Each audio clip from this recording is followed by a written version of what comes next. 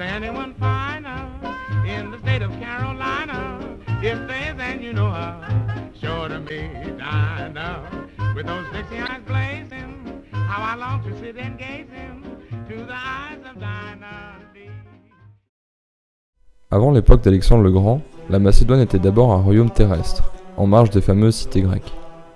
Lors du règne de Philippe II, la Macédoine s'étend dans la mer Égée et du royaume de Thrace à l'est, à la montagne du Pinde à l'ouest, près du royaume Molos. Les peuples grecs considéraient la Macédoine comme un peuple thrace et donc barbare. Mais dans les années 360 avant Jésus-Christ, Philippe II s'impose comme chef grec en battant plusieurs cités et en faisant la conquête de multiples territoires autour de son royaume. Lors de la 4e guerre sacrée, la Macédoine s'oppose aux Grecs de la coalition anti-macédonienne, alliance qui réunit Athènes, Thèbes et d'autres cités grecques. En Macédoine, le roi est un chef militaire qui sert aussi d'intermédiaire entre le peuple et les dieux. Le titre de roi est normalement transmis de manière héréditaire, mais ce n'est pas la voie obligatoire. Certains soldats, de 1500 à 1800, sont élevés au rang de compagnons, proches du roi et partagent sa vie. Parmi les enfants de ces compagnons, certains gagneront le titre de Paides Basilikes et seront élevés avec les fils du roi. Parmi eux seront choisis les futurs cadres militaires et politiques du gouvernement. Les paysans libres constituent quant à eux les pézétérois, compagnons fantassins qui seront le noyau de la phalange. À l'époque, la Grèce est divisée en centaines de cités indépendantes, aux régimes politiques différents et aux modes de conscription divers. Les Grecs se battent en formation hoplitique. Chaque soldat est armé principalement d'un bouclier rond, d'une lance, d'un casque ou d'une cuirasse lourde. Il protège ainsi sa propre gauche et la droite du soldat à côté de lui. Cette formation forme le cœur de l'armée. Les hoplites sont entourés d'auxiliaires comme des cavaliers ou des archers, des lanceurs de javelots ou bien même de pierres. Les tactiques des Macédoniens sont quant à elles très similaires.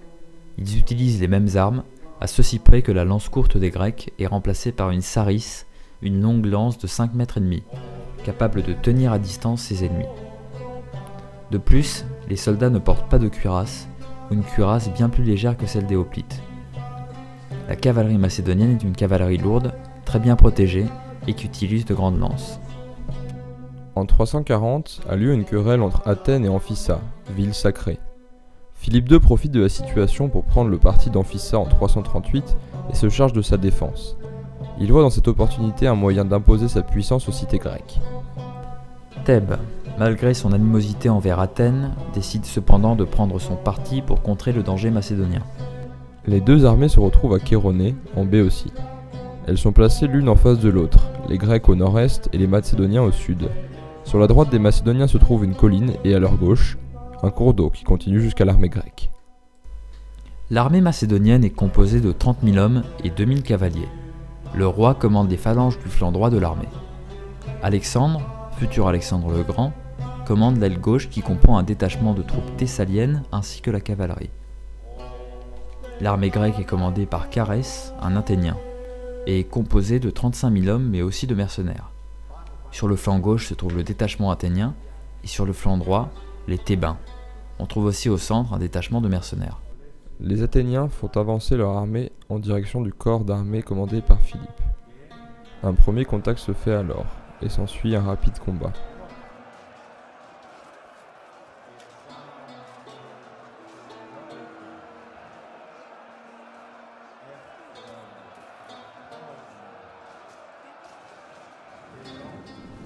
Celui-ci leur refuse alors son flanc en reculant, pour leur tendre un piège qui réussit, les Grecs fonçant dans sa direction.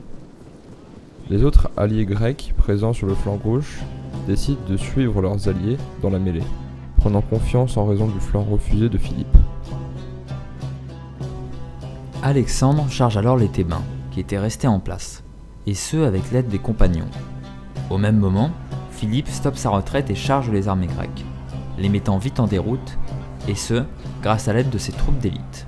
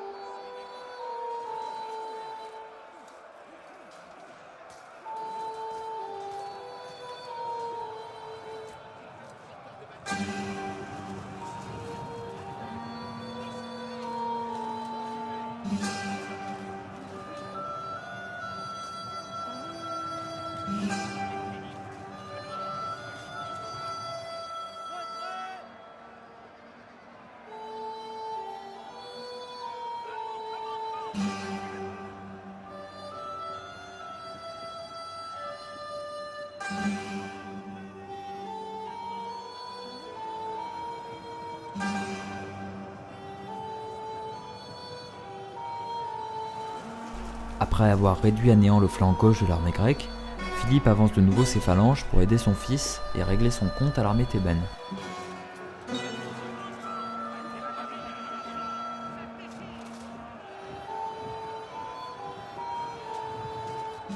Militairement, cet affront montre définitivement l'efficacité de la phalange, supérieure aux hoplites. Cette bataille permet à la Macédoine de conclure des accords de paix avec les principales cités de Grèce, comme Athènes, et de mettre en place une domination sur l'ensemble de la péninsule grecque. Par exemple avec la mise en place de la Ligue de Corinthe, qui gouverne la plupart des cités, en vue de conquérir l'Empire perse, affaibli depuis les guerres médiques contre les Grecs. C'est ainsi que Philippe II, puis Alexandre le Grand, son fils, vont créer une organisation pan-hellénique et diffuser la culture grecque partout dans le Levant.